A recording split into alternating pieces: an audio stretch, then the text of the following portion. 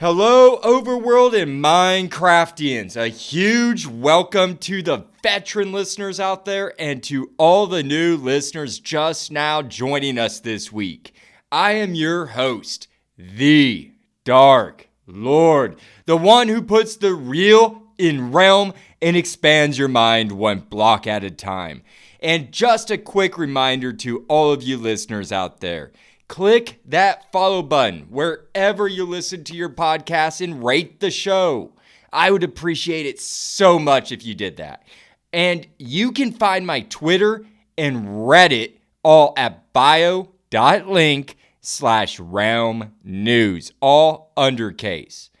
Today, we are talking about Minecraft's Cobblestone and its stone items and the Stone Age.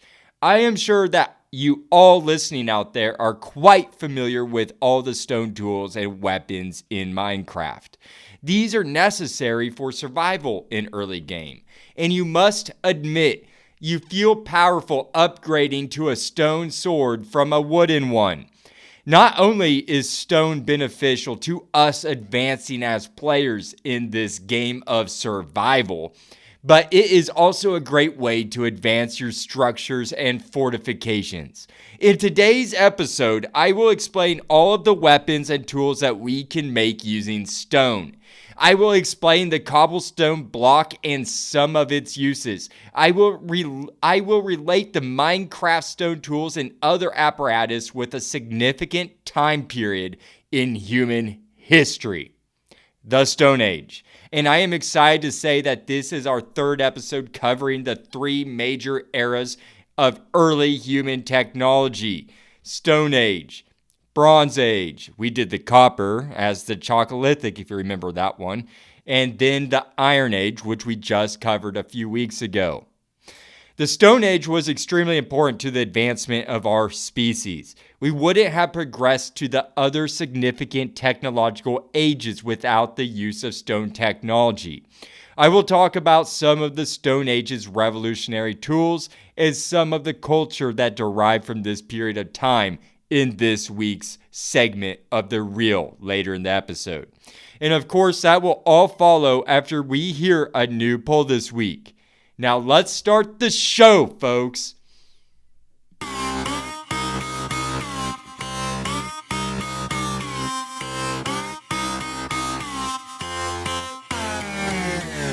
It's poll time. It is poll time. A new week, a new poll. And this poll is in relation to one of our past trips into the Nether. This poll I thought was just interesting. Not the biggest turnout, but not too bad. With a total of 23 votes to the question, do you ride striders? Remember that episode? That was a great episode. If you do not know what a strider is, then you need to go back to last week's episode 28, Lava and Striders. Or 2 episodes ago, sorry. But a short recap of the Strider. It is the only friendly mob in the Nether that you can tame with a saddle and direct with fungus on a stick. And they can walk over lava, which makes them ideal for traveling about that hazardous dimension. But how many people actually do ride these Striders? Well, it was a simple yes and no question. I will read the results. The loser of this week is the Yes, I Have Rode a Strider group. They had a total of 7 votes, not even close to half of the 23 votes. This immediately shows me that it is not a popular thing to do. And this must not be a great way to travel in the Nether. However, 30% of people, according to this poll, do ride these friendly mobs. Almost a third. I imagine that the only purpose that you would have is for crossing those lava oceans or lakes. Let's hear from a commenter. Complex Score AD21 says, quote, I used them in my last world because I was in a lava lake and they're okay, but if a gas shows up, you're screwed, end quote. Which makes sense. You are still out in the open, totally exposed to the multitude of murderous mobs that roam that place. The Strider will not protect you from these foes, and I can imagine that if a ghast or ghasts, plural, see you, well then you are just dead. Riding a strider on a lava lake would be an extremely vulnerable place to be, especially if a fireball shooting gas comes floating above you. Complex Dash AD21 also goes on to add that, quote, also dismount only on land, otherwise you're almost guaranteed to fall straight into lava, end quote. Thank you for that very important caveat, my friend. I was wondering if dismounting was an issue in this game, like on these creatures. It makes sense that the game would allow you to dismount right off into lava. I'll make sure, though, to park that little guy on a pad of netherrack or something that is not able to burn my flesh off if I am riding one of those and need to park it. Very useful information, Complex-AD21. I appreciate that, and I am sure that the listeners do too. Now, allow me to read the winner, which is the No group. This group had 16 votes out of the 23 total votes, or 69% of the votes. I fall into the group of no's. I have yet to ride a strider. I am sure that I will one day just for the experience of it, but I can see them not being that useful. As I have already mentioned, you are riding a thing that does not move terribly fast in the first place, over a pool of lava that will kill you relatively quick if you fall into it. And also, there is the potential of running into a ghast and it destroying you. Or maybe you will dismount and fall into lava. It just seems very unpractical, but that is just my humble opinion. I will have a better opinion of them after I ride one myself. Now let's hear from the last commenter on this week's poll before concluding poll time. This comment comes from a veteran poll contributor by the name of apprehensive_hat 8986. And they say, quote, no, I tried it once, did a little lake perimeter reconnaissance, then parked it in the pen. I built and I haven't been back to ride it, not since 2022 or so. This is just another example of a player who just is not that thrilled with this creature. They go on to say this as well, quote, probably the way to phrase it was that the experience didn't grab me. Aside from the practicality of boats plus ice, the experience of riding mounts in the game doesn't vary in ways that impart a sense of fun or big accomplishment or usefulness for me. When you've ridden one, you've ridden them all. The experience of riding a mount doesn't really feel like a mini game so much as a variation of footwear. Depth Strider walks in water, Frosted Boots walk on water. Boats also walk on water, quote unquote. Soul Speed walks fast on soul sand. Pigs walk without stopping. Horses walk fast over land. Striders walk on lava. Camels walk tall. Donkeys and llamas walk extra gear, but somehow not enough that I found them practical to deal with, as villager trades are too slow to renew fast enough for large trades. To some extent, they offer different ways to explore, which flat-ish surface you navigate the perimeter of, but then that's really the exploration that's interesting, not the mount, end quote. Thank you for that long explanation. I see what they mean. There is not really a thrill to riding anything. It is basically just different variations of speed. I personally am not huge into riding animals in the game of Minecraft. The horse to me is just too clumsy. Yes, it goes fast, but sometimes that is its own downfall, it going fast. I have nearly went right off cliffs while trying to explore on a horse. I can only imagine how treacherous it would be to direct a strider over a lava pit. Sounds just plain horrifying to me. Thank you again, apprehensive_hat 8986. I cannot wait to hear from you again. There you have it, folks. Do you ride a strider? The people say a huge no. They see this as an impractical way to travel, and it is a very dangerous way to go about it. My hat off to Mojang anyways for giving us this friendly mob in the nether. It is nice to have one mob that is not hostile there. And the more options to travel, the better, I say. This concludes this week's poll. Now moving on to the next segment of Realm News, where I will be taking you all far back in time to the reel of the show. I bid you all a warm welcome to the Stone Age.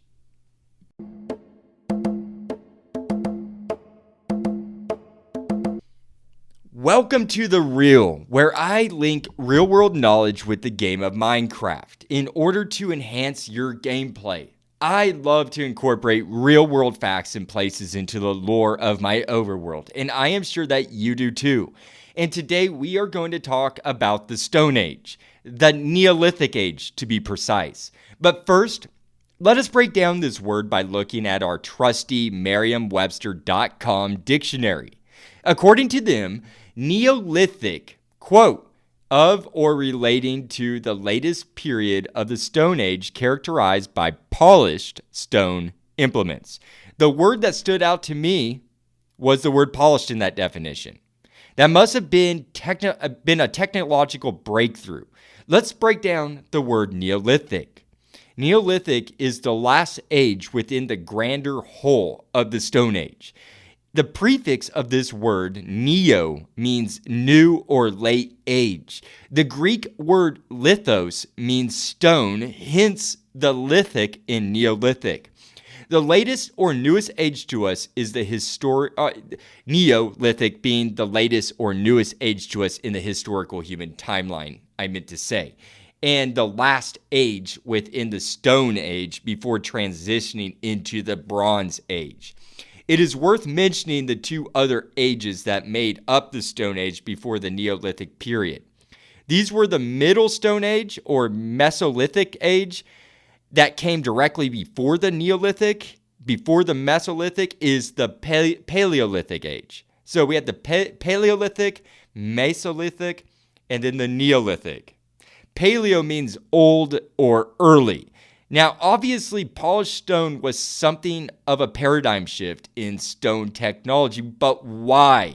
According to MagellanTV.com, an article titled Neolithic Era Tools Inventing a New Age, written by Justine Damiano, states that Neolithic era people began to ditch the method of chipping softer stones to their desired shape by selecting harder, more durable stones. These more durable stones were grinded and polished. The end result to this is a much more superior stone tool.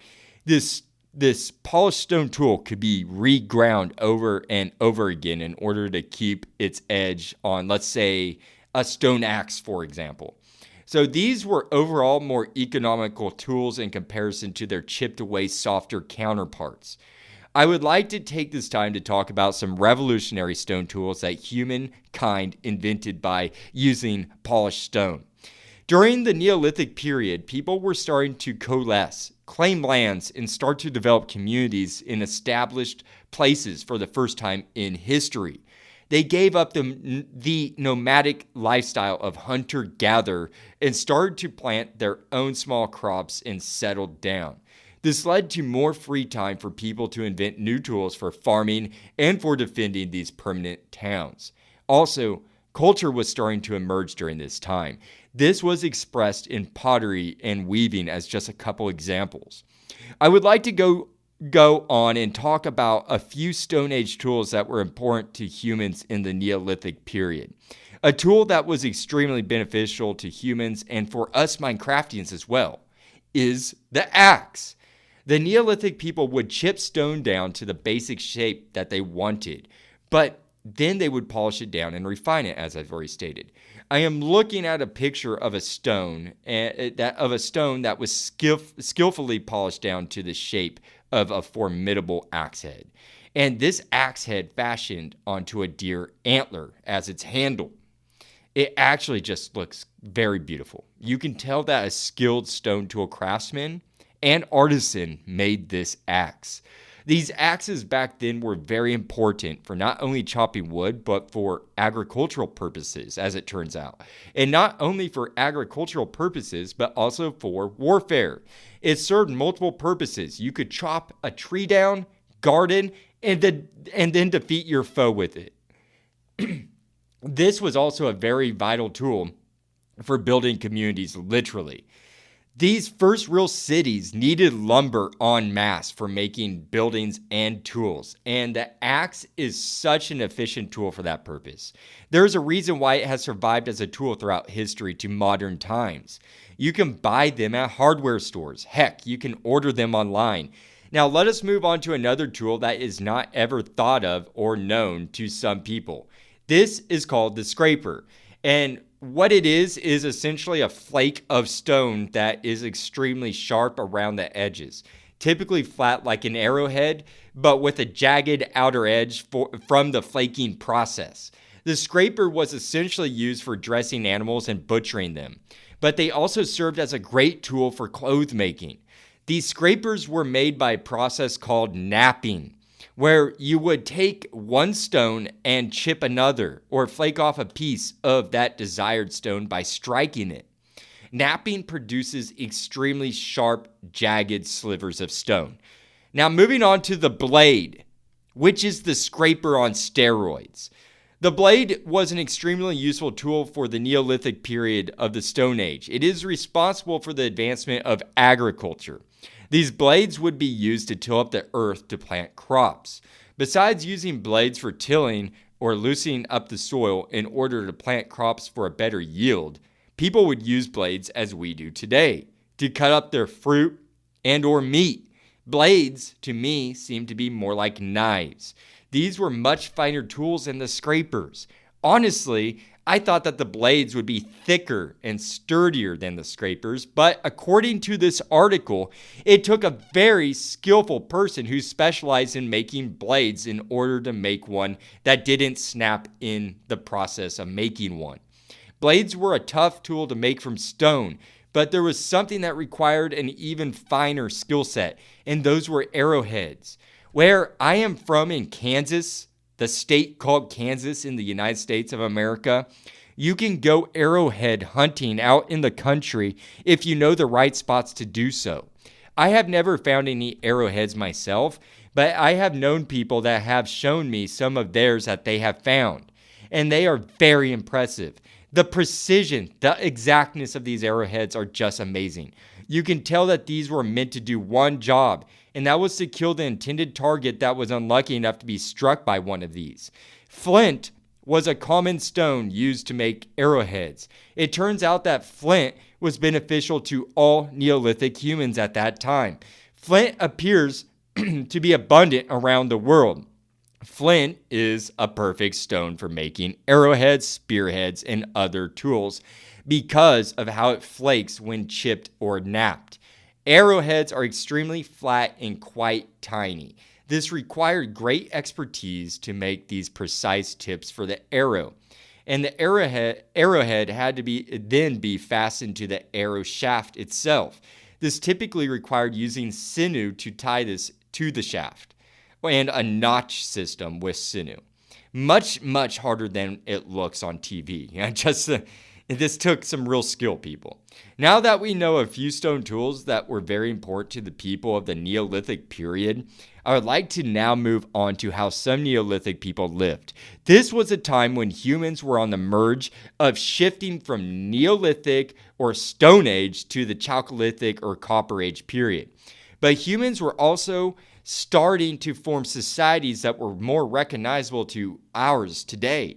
This is where art and culture was forming. Cities were developing, and we were farming and raising cattle.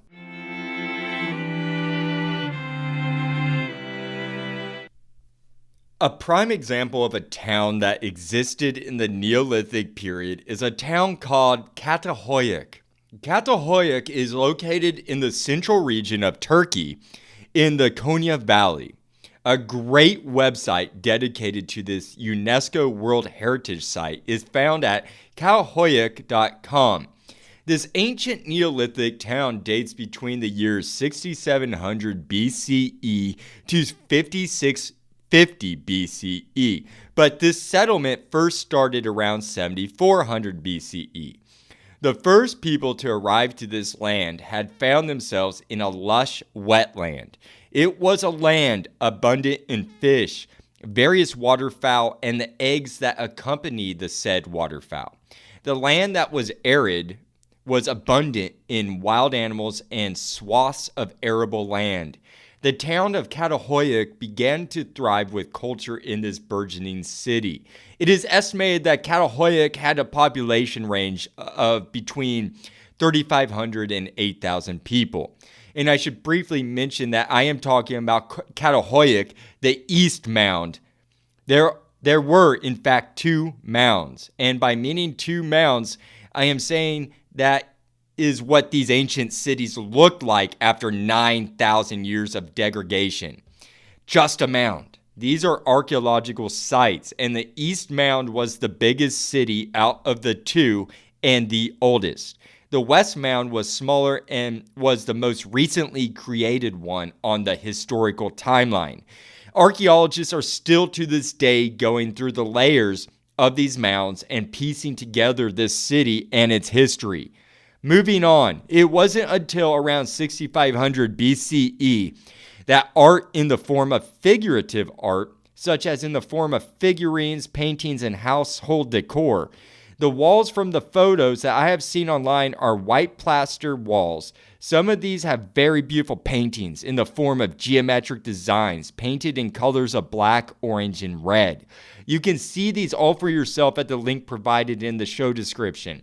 I just want to express that the society was changing in all ways.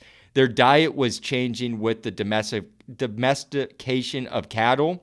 Milk was introduced into people's diets and other sources of food from the crops that were planted there. This led to a population explosion, and people had found more free time than they once had while roaming the earth looking for food as nomads. They had even crafted obsidian mirrors. This website has a great picture of an archaeologist looking at the flat polished obsidian palm-sized mirror with their face reflecting back in it. I just thought this was an astounding example of a culture starting to take off. Obviously, appearances were starting to matter. Other photos of figurines that I saw online by typing in Catalhoyuk were figurines in the shape of women. Moving on to their society, this was a very tight-knit community. Another article that covers Catalhoyuk, written by Eric Jaffe and found at medium.com, titled Climate Change and Inequality Led to This Ancient City's Demise, dated January 2020, tells us that this town of around 3,500 and 8,000 people was densely packed. The whole city was on about 25 to 38 acres of land. And this was an unusual city in comparison to our modern cities today. Catalhoyuk had no streets. In fact, the houses did not even have front doors. All the houses were packed in wall to wall in this 25 to 38 acres of land. You may have been asking yourself how these people got inside of their homes. Well, they entered through the rooftops. They had a hatch on the top of the roof with a ladder that led down to their living quarters. Their homes were uncannily similar to ours. They had ovens for cooking, storage spaces dedicated to grains and food, aka pantries today. And they hung up decor in the forms of animal skulls such as bulls and rams. They also hung up on their walls vulture beaks and boar tusks. These houses in the city were all pretty equal in size. They postulate that they were an egalitarian society in those early days of the city, and they all depended on each other to keep the city going. They formed large dams around the wetlands in order to make land for crops and cattle. This shows just an incredible amount of cooperation in order to achieve such large-scale builds. But all good things must come to an end, as they say. This was the same for Catalhoyuk. The article by Jaffe describes that Catalhoyuk lived for a healthy 1,000 years, which is a long time. Think of your country and just how long it has existed and compare it to that. But it did eventually collapse, just like all things. Jaffe postulates that it was due to two scenarios. The climate had changed so drastically that it had led to the dissolution of Catalhoyuk, coupled with social inequality. The same thing that we are facing today on Earth. Simply put, the wetlands dried out. This resulted in more land that was naturally arable. This wasn't necessarily a bad thing. They had no need now to organize people to create dams for agriculture anymore. They had natural room also to raise cattle away from the city. people just spread out and formed their own smaller communities and abandoned Catahoyuk. But according to Joffe's article, before the collapse of Catahoyuk, there were social shifts occurring within the city. Remember earlier that I mentioned that this community was an egalitarian community? It was shown in their equal-sized homes and the setup of those homes. Well, inequalities started to pop up. Some residents became importers of exotic obsidian and finely made stone blades. These early merchants had become somewhat wealthy, and the evidence of this could be seen in their homes. They broke the egalitarian mold by having multi-room houses. This violated the strict space of the city. This is just one piece of evidence that demonstrates that some members of this community were gaining more power and that a social hierarchy was forming.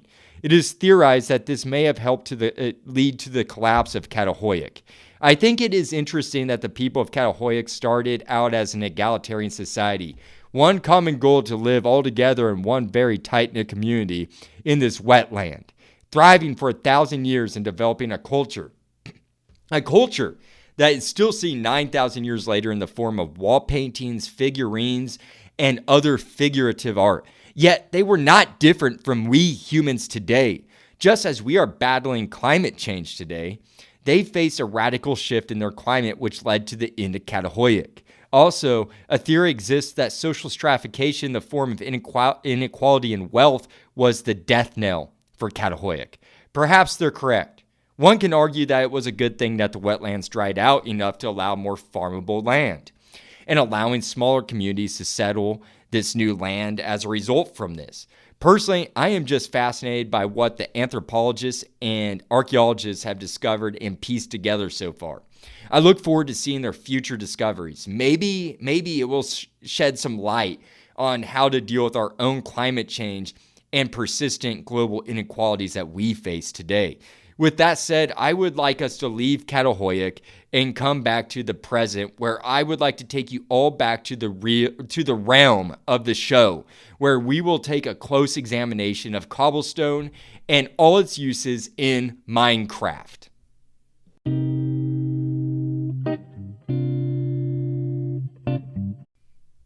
Welcome to the realm. We are back in the Overworld, and you are all joining me today in a city that you very well recognize as Seatown.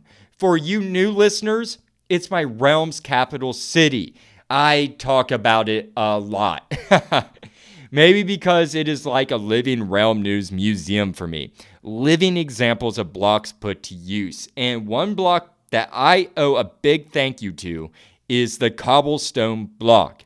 The ubiquitous cobblestone block is one of those very iconic blocks in the game. If you are anything like me, then your earliest shelters, tools, and weapons shortly after entering the game were more than likely made from cobblestone. And I bet that you felt very secure when you finally built a cobblestone fort, or when you finally made that pickaxe or stone sword.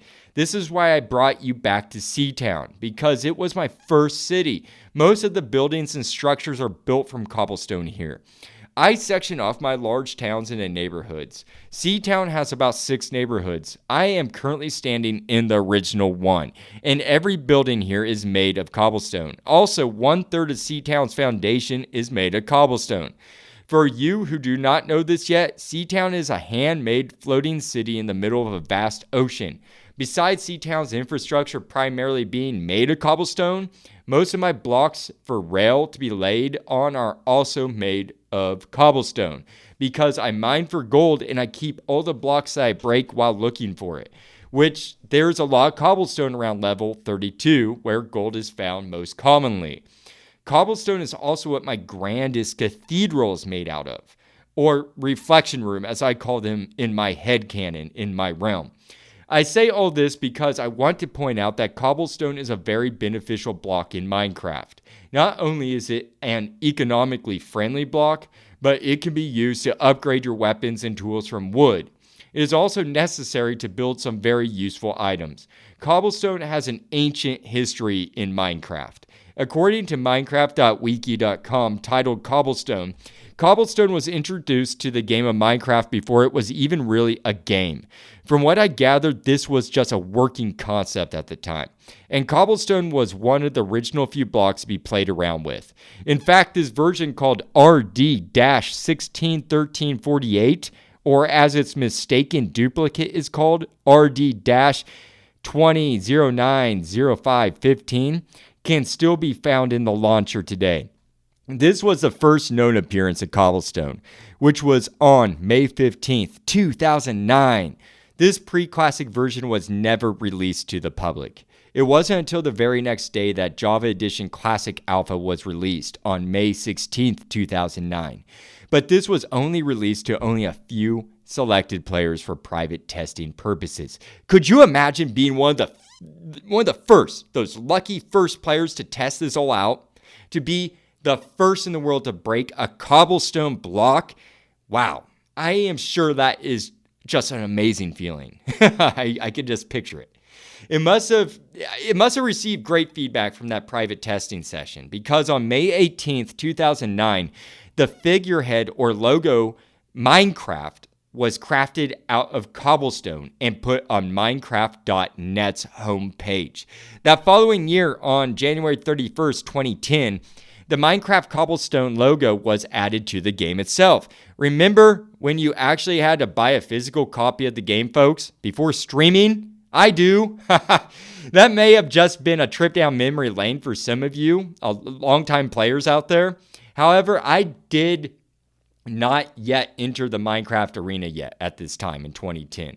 That wasn't until 2013, and I do not recall what the Minecraft logo looked like or was made out of back then. As I mentioned a little earlier, Cobblestone is a very useful block, and one that you should have used shortly after entering the game. Let's go over a few stats before we get started on what we can craft with Cobblestone besides building things, which is very important, but we are going to focus in on the tools and weapons today. Cobblestone is a pretty easy material to mine for. It is found literally all over the overworld. Excuse me, I had to get a little water, my throat and allergies and whatnot. Sorry about that. Now, Cobblestone is found literally all over the overworld. If it's not visible to you on the surface, then you will not have to dig too deep in order to find it. Just do not dig blindly straight down. I have noticed that it's just under topsoil or dirt blocks in the overworld, or under the sand in deserts. It's always under the top surface of whatever it is that you're standing on. Just dig straight down. Or like I just said, not blindly straight down. Be careful. You don't want to fall into a deep cave or lava or something.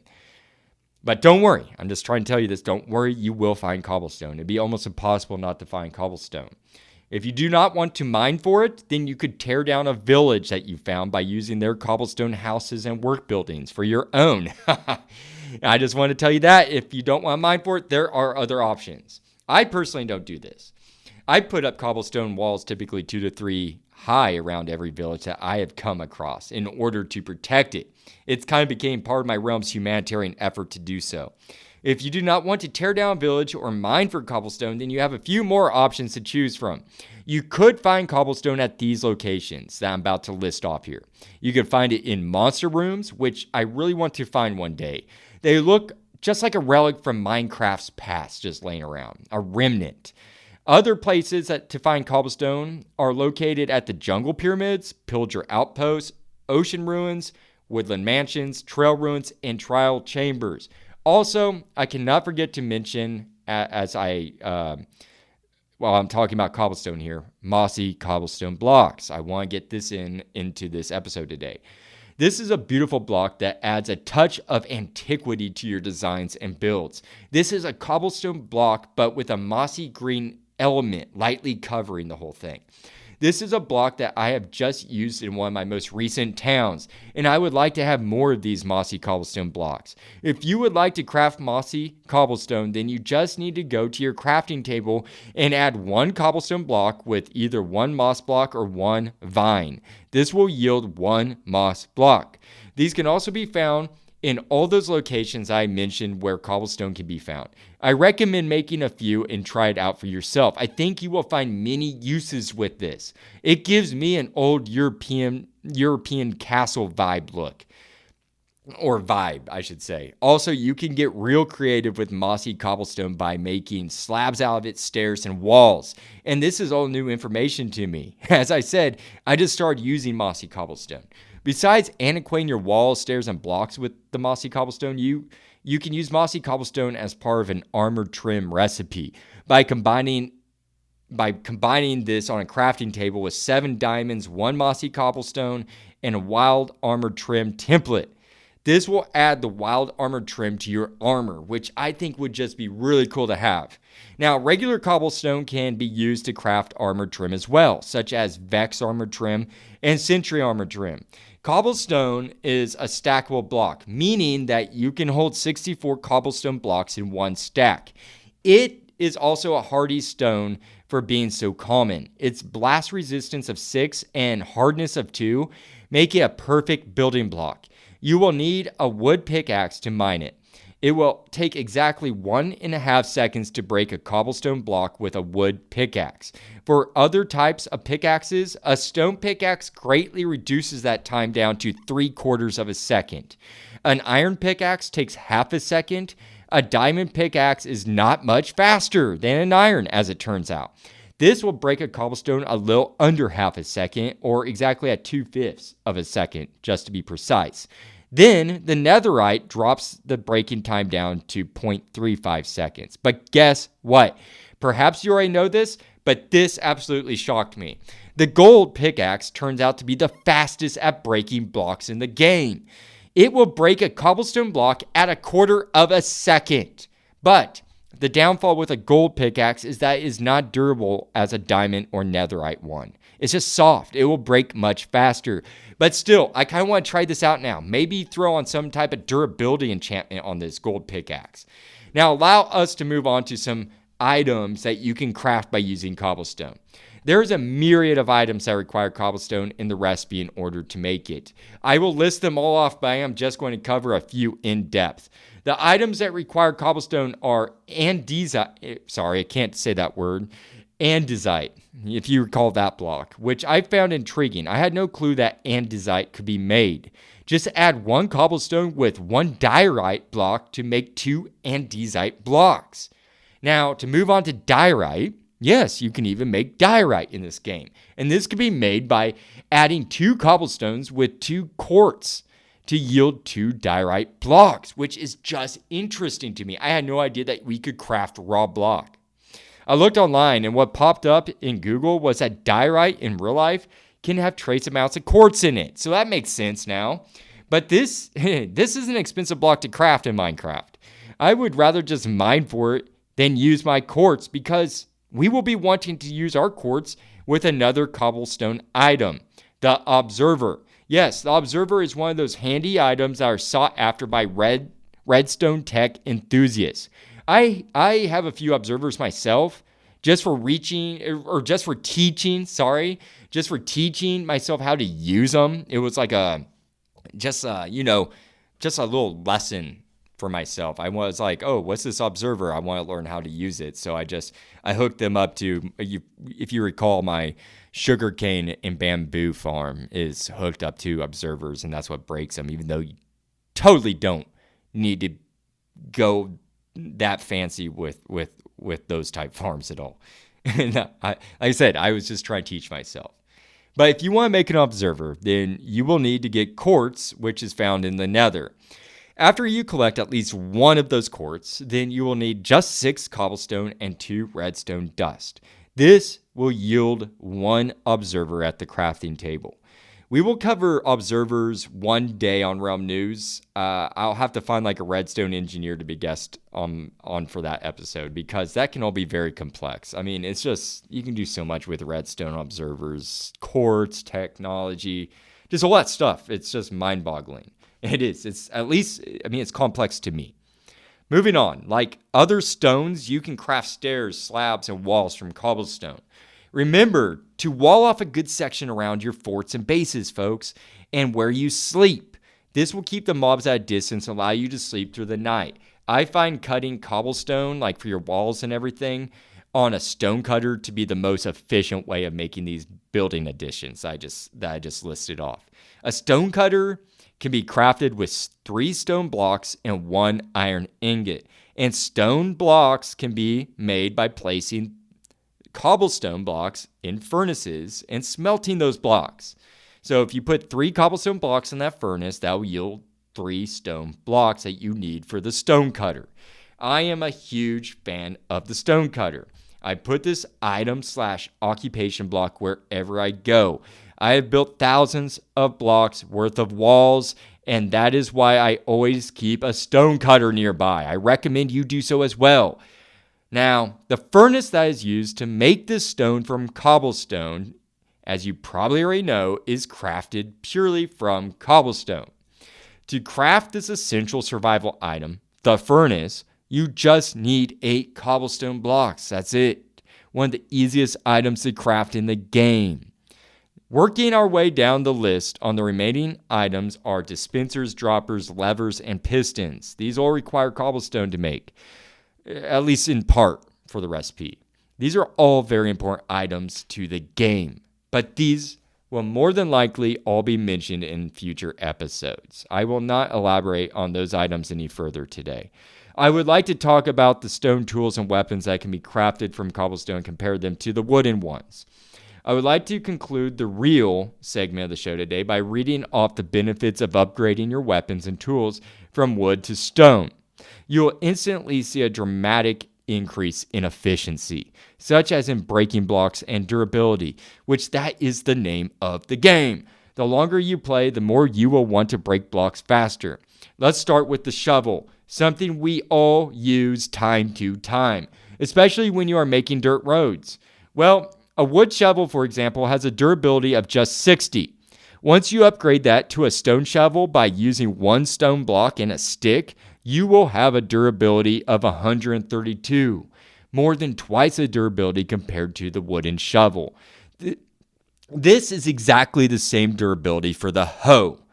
So upgrade to stone right when you enter your world and plant twice as many crops.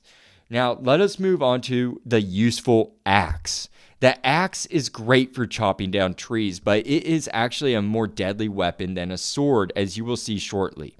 The wooden axe has a durability of 59 and a damaging blow of 7 damage points.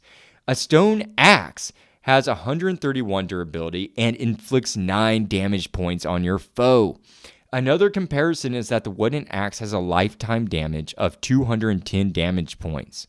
Stone has a lifetime damage of 594 hearts.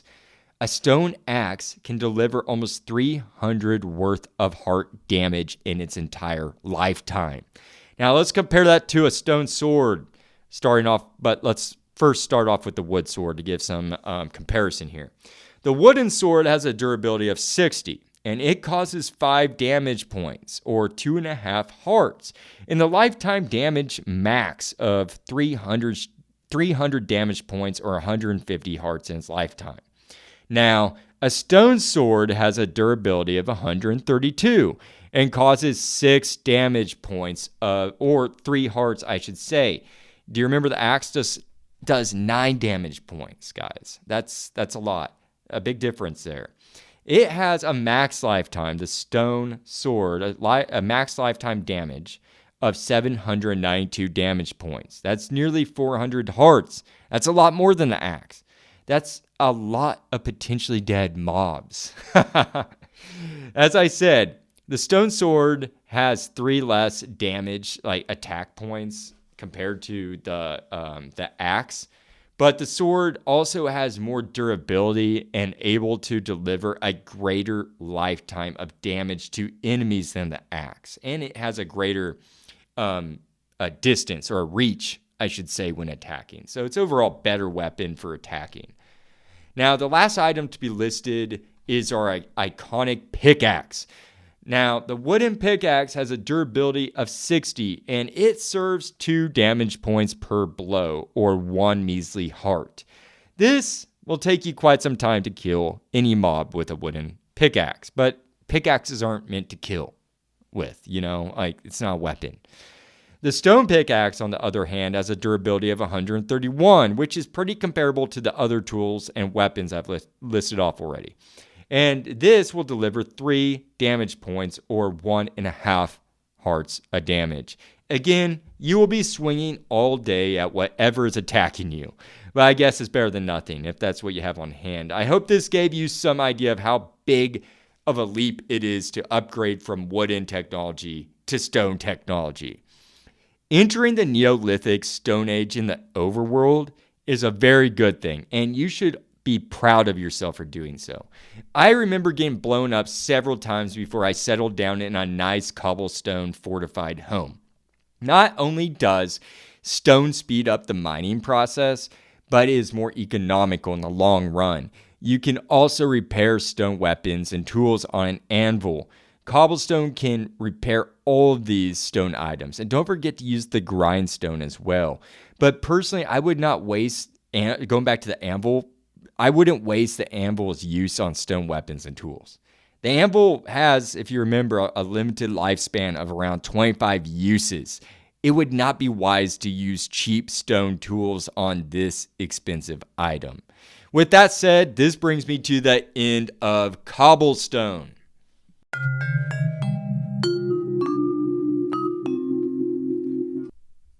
Cobblestone is an ancient stone in Minecraft. It is one of the original blocks. Cobblestone is one of those blocks that many players utilize upon entering the overworld. I imagine people scrambling to collect it in order to upgrade all of their gear from wood to stone. It more than doubles the durability on all these items when making this upgrade. And it's a simple upgrade and adds more damage to each blow of whichever stone tool or weapon in your hand at that given time. Cobblestone is also extremely useful in building structures by using the block itself, or in the form of stairs, walls, and slabs. You can create beautiful designs with cobblestone that are only limited by your imagination. I hope that you all found the reel of today's episode to be interesting as well. This marks the third prominent technological age in human history covered here on Realm News. The tools that were made from stone in the Neolithic period was necessary for humans to graduate to Bronze Age, then on to Iron Age. Humans found that using stone was much more efficient than wooden tools and weapons. Stone tools, as a result to agriculture, is what led humans to settle down and form civilizations. The inventions of the stone axe and other farming tools, such as stone blades, led to an agricultural boom, which led to the formation of towns and cities. Catalhoyuk was one of those thriving Stone Age cities, one that lasted 1,000 years and relied on stone technology for hunting and farming. Catalhoyuk gives us a glimpse into Neolithic life. It is shown in the form of carved figurines and the intricate artworks painted on the white plastered walls. We can learn a lot from Catalhoyuk. With that said, that wraps up this week's show. I wish you all a wonderful rest of your week, a great weekend, and happy crafting. I will see you all on Realm News next Thursday. The Dark Lord signing off.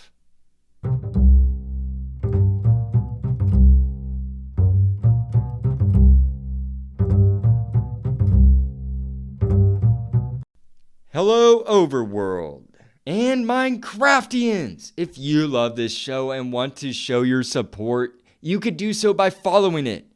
Follow and rate it. That is the best way to tell me that you enjoy what I'm producing.